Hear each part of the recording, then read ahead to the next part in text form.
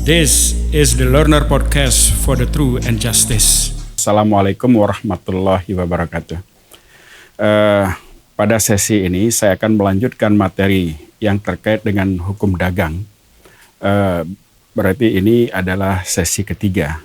Tetapi di dalam konteks pembahasannya ini akan saya kaitkan dengan khusus pembahasan salah satu materi dalam hukum dagang itu berkaitan dengan objek. Objeknya itu adalah ada benda-benda yang bergerak, ada yang tidak bergerak, ada yang kelihatan atau yang tampak, yang berwujud, dan ada yang tidak berwujud, tangible dan intangible.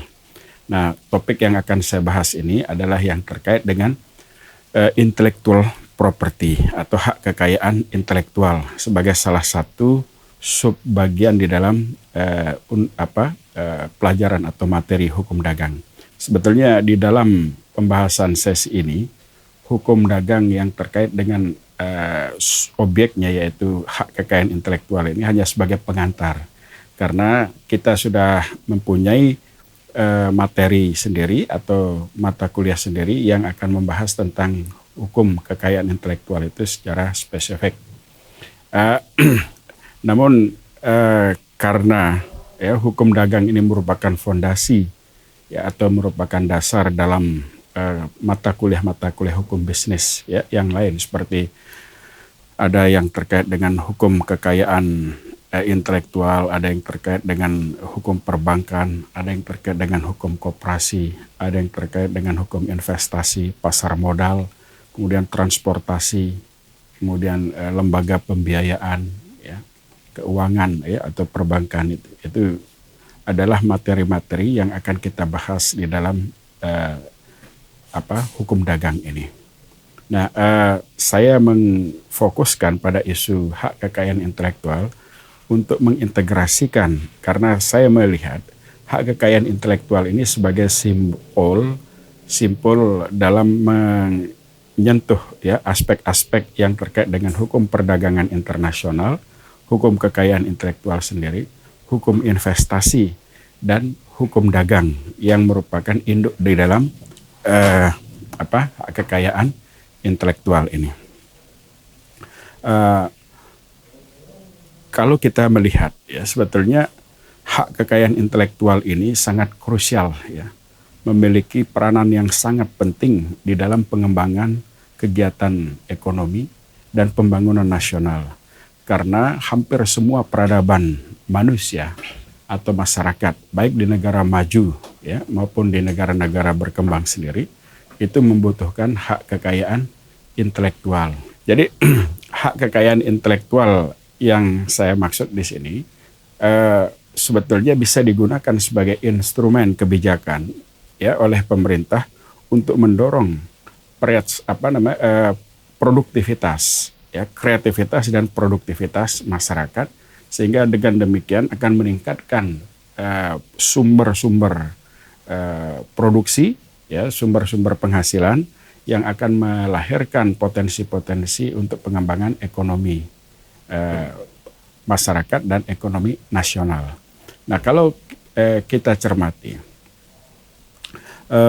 saya cermati sendiri hukum dagang yang kita pelajari selama ini hanya di tataran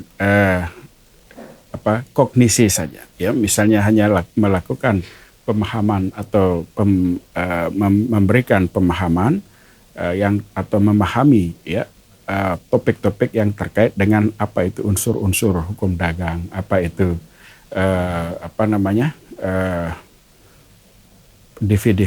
definisi yang terkait dengan hukum dagang, perdagangan, kemudian pengusaha, perusahaan, dan seterusnya. Namun yang saya ingin bahas pada sesi ini, saya ingin mengajak saudara-saudara sekalian untuk melihat bahwa hukum dagang ini bisa kita gunakan sebagai kebijakan, sebagai framework untuk mengoptimalkan potensi sumber daya masyarakat kita. Jadi kemarin saya katakan bahwa hukum dagang itu adalah serangkaian norma-norma yang mengatur seluruh aktivitas perdagangan, seluruh aktivitas bisnis, seluruh transaksi yang dilakukan oleh orang maupun badan usaha, baik badan usaha yang berbadan hukum maupun yang tidak berbadan hukum, baik dalam lintas lokal, nasional, regional maupun internasional. Nah, ini sangat luas ya hukum dagang yang kita diskusikan. Karena hukum dagang ini mencakup objek yang sangat luas. Nah, karakteristik dari objek yang kita bahas sekarang ini adalah salah satu di antaranya hak kekayaan intelektual. Dia mempunyai karakteristik hak yang masuk dalam kategori hukum kebendaan yang tidak berwujud, ya, yang intangible, ya, tapi memang memiliki potensi yang sangat besar di dalam menggerakkan perekonomian nasional. Jika kita melihat ya, negara-negara maju, baik itu di Amerika, kemudian di Eropa, ya, kemudian di Jepang, Cina sekarang ya, dan Korea Selatan misalnya, itu memiliki potensi yang sangat besar dan mengembangkan kemajuan ekonominya itu karena bersumber dari keberhasilan mereka di dalam mengoptimalkan potensi sumber daya intelektualnya. Kita, bangsa Indonesia ini memiliki sumber daya alam yang sangat luas, ya, terbentang dari Sabang sampai Merauke dengan wilayah hampir 2 juta, ya, sampai 2,5 juta kilometer persegi gitu. Tapi kalau kita menggunakan konsep wawasan Nusantara, itu wilayah Indonesia itu secara teoretik bertambah menjadi 5 juta kilometer persegi. Bisa dibayangkan keluasan itu. Dan hampir 2/3 wilayah Indonesia itu berisi atau terdiri dari lautan, ya, yang mengelilingi lebih dari 17.560. Nah, ini kekayaan yang sangat luar biasa, tetapi tidak seoptimal, ya, belum optimal, ya, kita manfaatkan untuk pengembangan kemakmuran, untuk kemakmuran makmurnya rakyat Indonesia.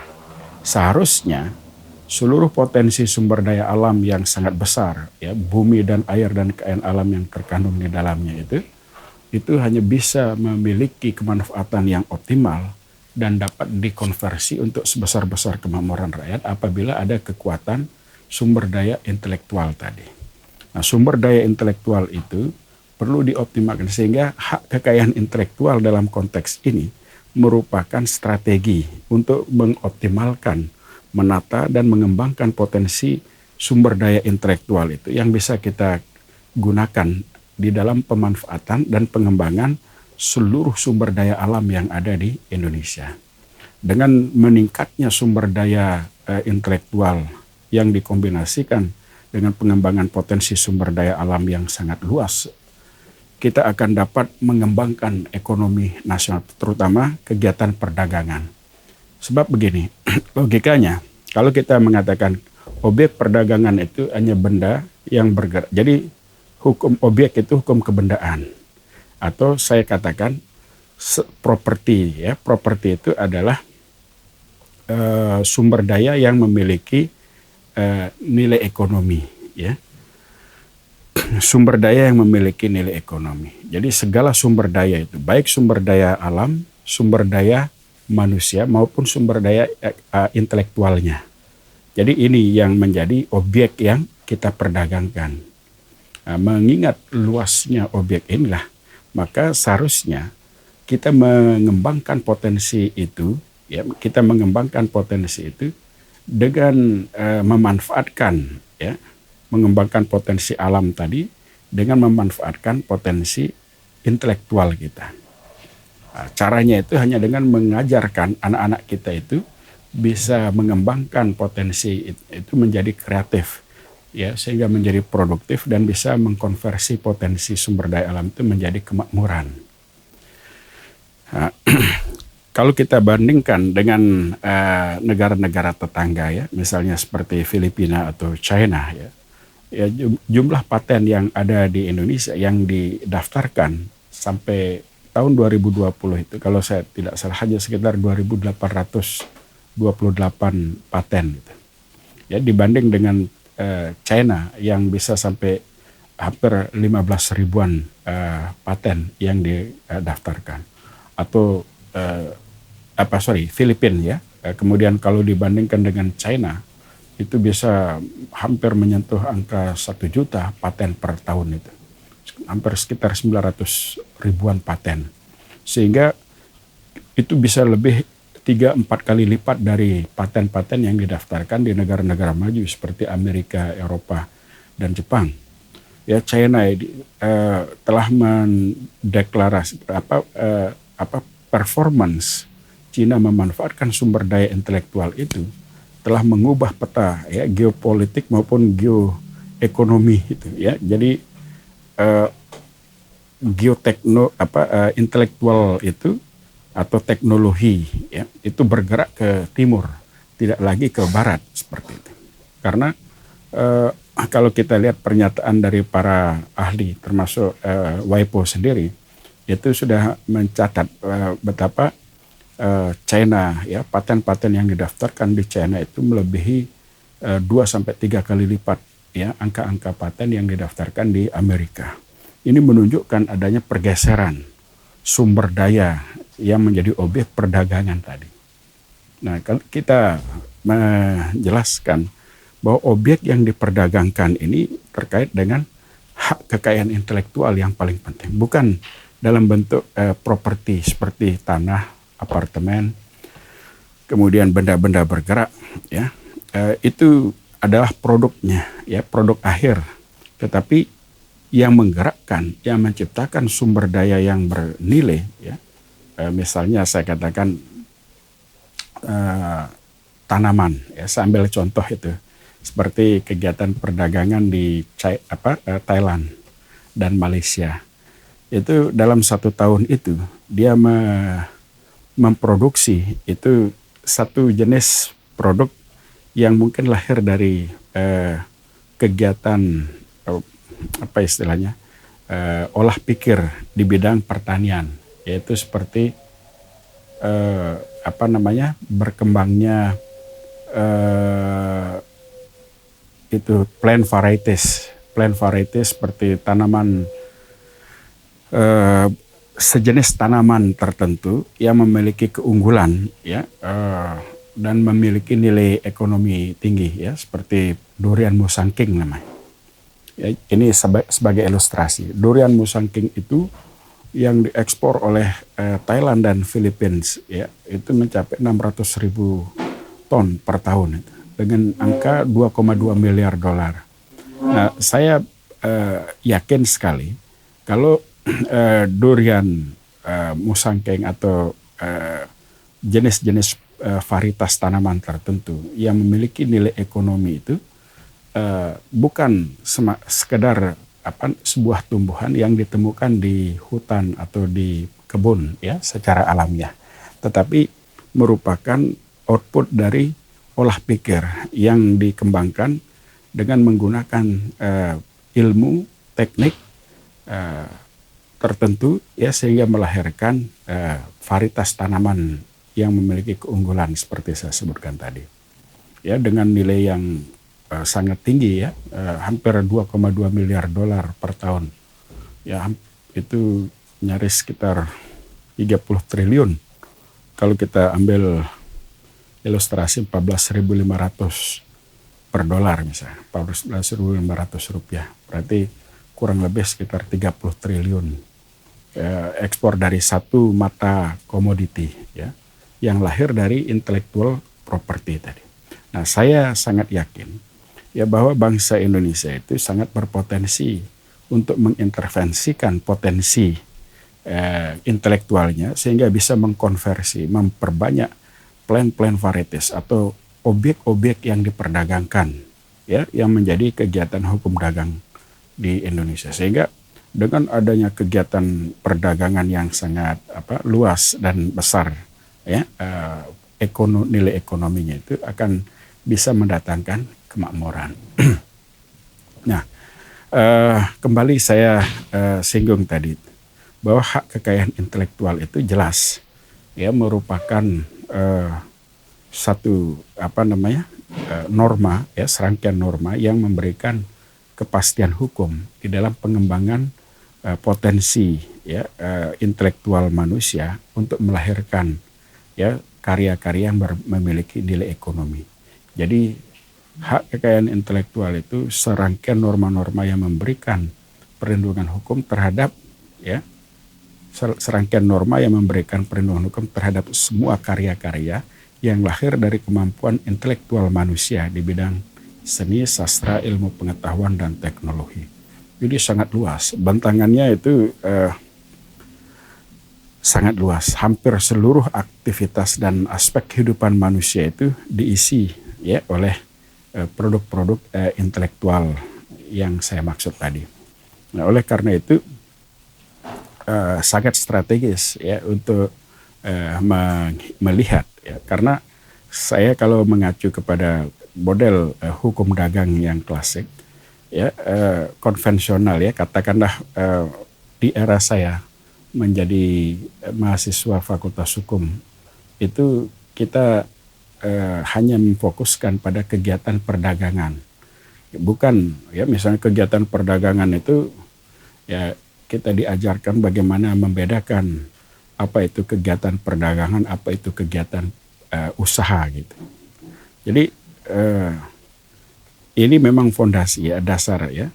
Tapi yang terpenting sekarang itu kita bisa menggunakan ya bahwa dan bisa mengenali aktivitas-aktivitas itu di dalam praktek. Misalnya saudara diminta untuk melakukan pengembangan bisnis di sebuah desa untuk mengembangkan potensinya. Nah, untuk bisa mengoptimalkan potensi itu secara terorganisir, perlu ada badan hukumnya atau badan usaha, bisa dalam bentuk CV, bisa dalam bentuk firma, bisa dalam bentuk persekutuan perdata, bisa juga dalam bentuk PT, perseroan terbatas.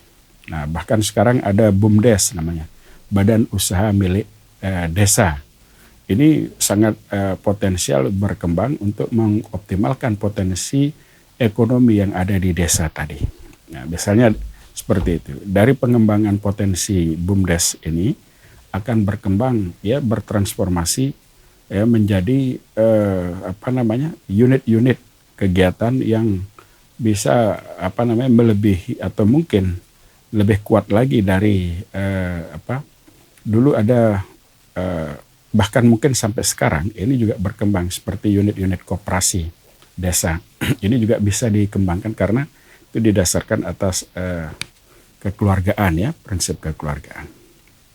Tapi kalau BUMDes ini memang lebih berorientasi pada bagaimana mengakumulasi keuntungan atau mendapatkan keuntungan yang sebesar-besarnya. Jadi mengkonversi potensi desa itu untuk mendapatkan keuntungan. Nah, itu adalah salah satu contoh yang saya sebutkan.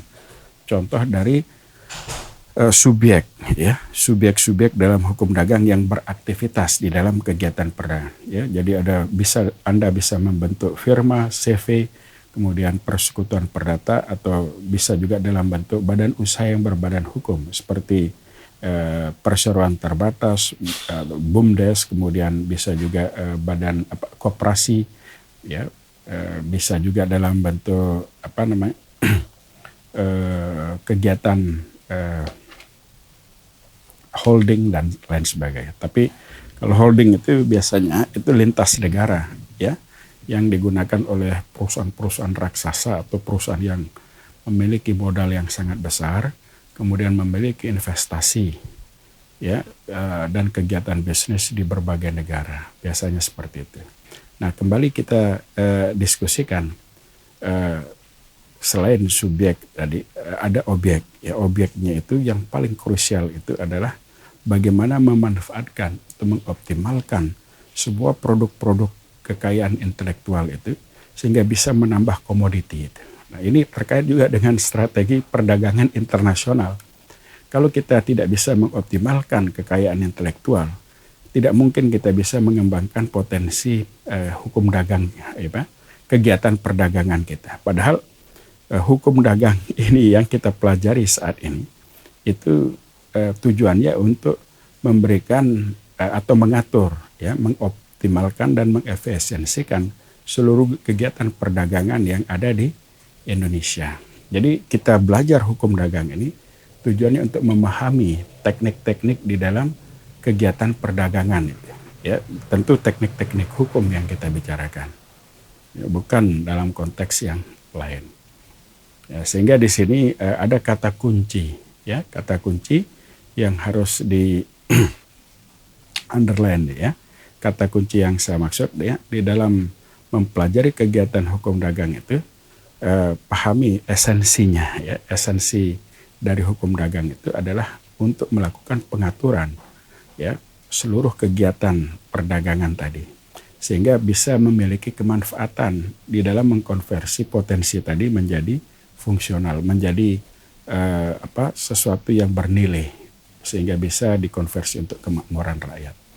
Nah, karena kalau kita mengacu pada definisi dasar dari hukum dagang, ada hukum dagang diartikan sebagai kegiatan perdagangan itu diartikan sebagai satu kegiatan untuk melakukan jual beli. Jadi membeli barang untuk maksud mengumpulkan barang itu dari satu tempat, ya, kemudian dipindahkan dan menjualnya di tempat lain, ya, dalam waktu yang berbeda, tempat yang tertentu, dengan tujuan untuk mencari keuntungan. Ya, makanya orang yang melakukan kegiatan perdagangan itu disebut pengusaha. Orang yang mengusahakan. Nah, lalu berkembang ketika dia menjadi perseroan terbatas atau perusahaan.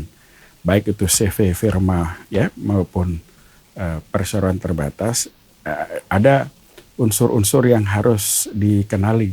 Ya, karakteristik dari kegiatan perdagangan tadi, ya, kegiatan pengusaha tadi, ya, sehingga perusahaan itu ada karakteristiknya itu perbuatan yang terus-menerus dilakukan secara terus-menerus, ya, kemudian ditujukan untuk mencari keuntungan, ya.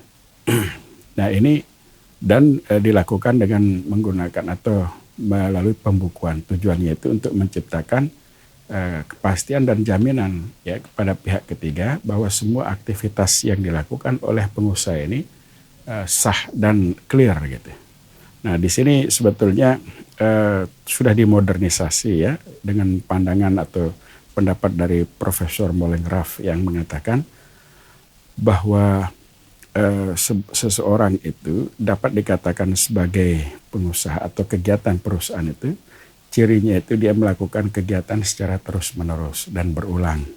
Ya, tujuannya itu bisa dalam bentuk mengumpulkan, kemudian menjual, ya, membeli, kemudian mendistribusikan, ya, atau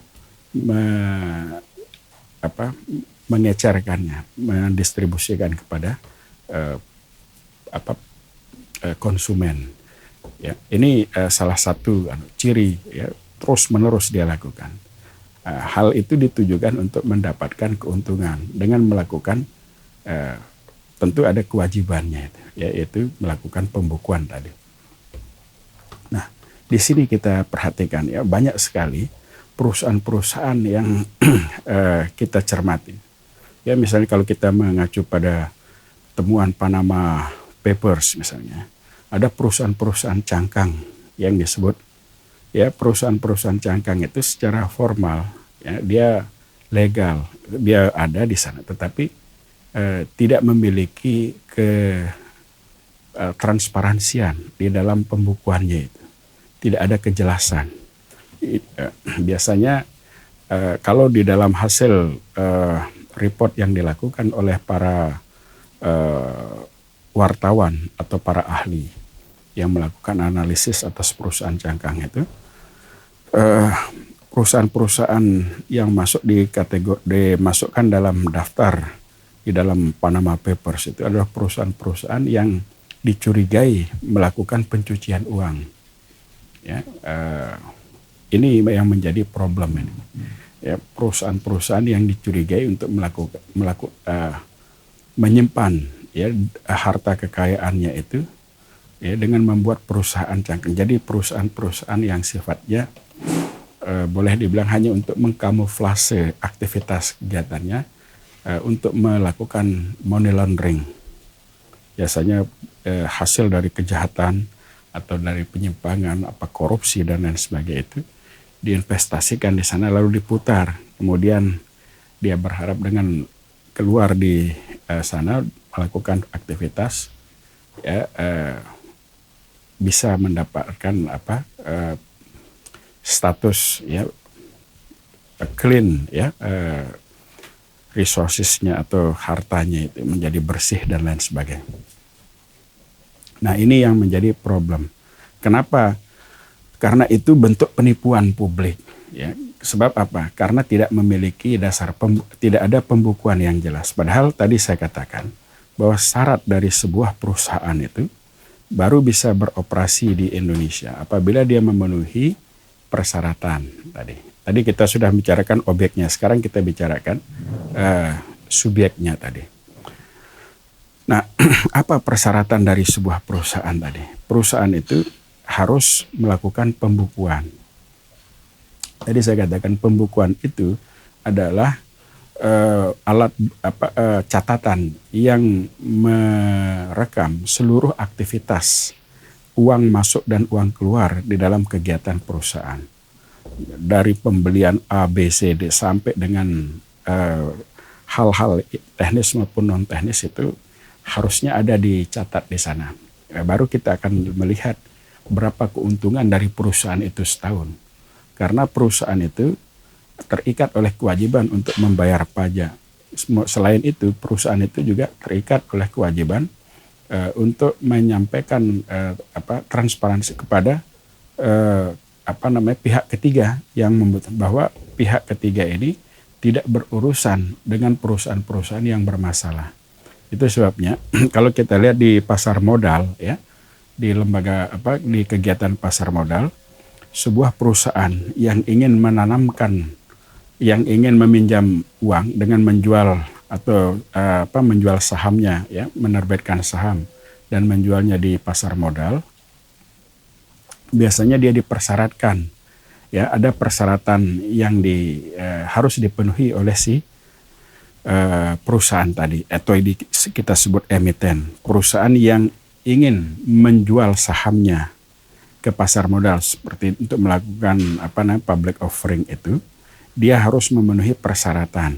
Salah satu persyaratannya itu adalah membuat misalnya di situ ada keuntungan ya, membuat pernyataan bahwa dia memiliki keuntungan atau keterangan dari akuntan publiknya ya, dia memiliki keuntungan berturut-turut 10% selama 2 tahun misalnya. Nah, keuntungan itu dilihat secara transparan dan akuntan publik itu biasanya akan memberikan pernyataan bahwa perusahaan ini dalam keadaan sehat. Selain itu selain ada pernyataan akuntan publik, juga ada pernyataan dari appraisal. Appraisal itu adalah profesi penunjang pasar modal yang memberikan pernyataan bahwa aset dari perusahaan ini aman ya, atau cukup banyak sehingga dianggap layak untuk menjual sahamnya di pasar modal. Ya. Mengajak orang lain atau masyarakat untuk ikut memiliki ya perusahaan tadi dan ikut berinvestasi dalam mengembangkan tujuan-tujuan perusahaannya. Ya, kemudian selain itu ada lagi selain akuntan publik, appraisal, ada notaris. Notaris juga harus memberikan keterangan ya. Jadi menjelaskan bahwa perusahaan ini memiliki legalitas atau keabsahan. Ya, bahwa eksistensi dari perusahaan ini sah gitu. Itu dibuktikan dengan adanya pernyataan dari notaris ya. Begitu berikut akta notaris pendirian perusahaan tadi. Nah, selain itu ada juga pernyataan dari jadi ada notaris, akuntan publik, kemudian ada appraisal, ya, profesi-profesi penunjang pasar modal yang lain. Ini sebagai satu contoh bahwa perusahaan itu harus terbuka, ya, apalagi ketika dia berurusan dengan publik, misalnya menjual sahamnya dengan melibatkan publik atau pihak ketiga ikut memiliki saham perusahaannya. Jadi ada kewajiban. Bahkan perusahaan ya, atau dalam badan usaha ya, dalam bentuk CV yang tidak berbadan hukum saja itu wajib mendaftarkan perusahaannya itu di departemen atau kementerian perdagangan, ya, ketika dia mengurus surat izin usaha perdagangan, ya, mengurus kalau dia mau berurusan atau mengerjakan proyek-proyek pemerintah harus ada tanda daftar rekanan, ya, daftar rekanan mampu, ya, DRM-nya itu daftar rekanan mampu, kemampuan dari perusahaan tadi untuk melaksanakan pekerjaan-pekerjaan tertentu sesuai dengan kapasitasnya. Tanda daftar rekanan itu biasanya dikeluarkan oleh Departemen Perdagangan yang memberikan keterangan bahwa perusahaan ini memang memiliki eksistensi, memiliki kapabilitas, memiliki keabsahan, ya, untuk menjadi sebuah perusahaan. Ya, selain itu, ya, ada syarat-syarat lain-lain seperti NPWP, ya, nomor pokok wajib pajak perusahaan itu juga harus dipenuhi supaya bisa beraktivitas. Nah, di dalam pelaksanaannya, di dalam operasionalisasinya, perusahaan itu juga wajib, ya, melakukan pembukuan. Karena itu diatur di dalam Kitab Undang-Undang Hukum Dagang. Ya, ketiadaan pembukuan itu akan dikenakan sanksi. Ya, di situ disebutkan ada sanksi di dalam hukum dagang. Bahkan di dalam Undang-Undang Perseroan Terbatas juga ada ketentuan yang mewajibkan bahwa perusahaan itu juga harus, ya, melakukan pembukuan dengan ancaman. Ya, itu bahkan bukan hanya denda tapi juga ancaman kurungan. Ya. Nah, ini tujuannya itu apa? Untuk memberikan perlindungan terhadap pihak ketiga. Nah, oleh karena itu tidak dibolehkan, ya, kita melihat begitu banyak perusahaan-perusahaan yang ada di seluruh Indonesia, bahkan di dunia juga. Itu, tapi kita tidak tahu, apalagi di era sekarang, bagaimana keabsahan, kualitas, dan kemampuan dari setiap perusahaan itu untuk menjalankan tugas-tugas kontrak atau melaksanakan kontrak-kontrak bisnisnya itu.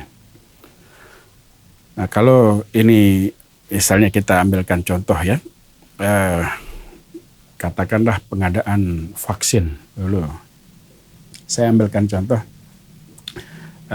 ketika pengadaan vaksin di Amerika, ya, pada waktu eranya Donald Trump itu. Donald Trump itu menunjuk perusahaan yang tidak punya pengalaman dalam melakukan pekerjaan untuk procurement atau pengadaan atas vaksin-vaksin itu. Ternyata menurut informasi yang diinformasikan dari media, Donald Trump itu menunjuk salah satu menantunya itu yang punya investasi di dalam perusahaan pengadaan vaksin itu. Nah, di sini menjadi problem itu karena perusahaan vaksin ini merupakan perusahaan yang baru berdiri dan tidak punya pengalaman, tapi tiba-tiba menjadi perusahaan yang menangani persoalan yang sangat kompleks di bidang hal yang sangat teknis dan menyangkut kepentingan banyak orang. Nah, begitu juga kita lihat di Indonesia, ya, itu terjadi perdebatan, ya, perdebatan dan yang kontroversial atas pengadaan vaksin di Indonesia pada awal-awal kita melakukan pencegahan atau pengatasan terhadap penyakit COVID-19 itu, di mana perusahaan itu tidak transparan siapa yang menjadi pemiliknya, apa tugasnya, kemudian bagaimana kemampuannya dia di dalam pengadaan, seperti apa bunyi kontraknya, klausula-klausula yang diatur di dalam kontrak pengadaan vaksin dan lain sebagainya. Sehingga ini menjadi problem juga, ya, bagi publik, ya, ketika mempertanyakan, ya, kemana uang negara di dalam yang dialokasikan untuk pengadaan vaksin, ya, sebesar itu, seperti apa rinciannya. Kita sangat bersyukur, ya, bisa mengatasi pandemi itu, tetapi tetap, ya, prestasi ini juga harus didasarkan pada cara-cara yang baik, cara-cara yang benar. Cara-cara yang baik dan benar itu harus bersandar pada ketentuan-ketentuan hukum, ya, aturan-aturan main yang jelas. Nah, jadi ini kan problem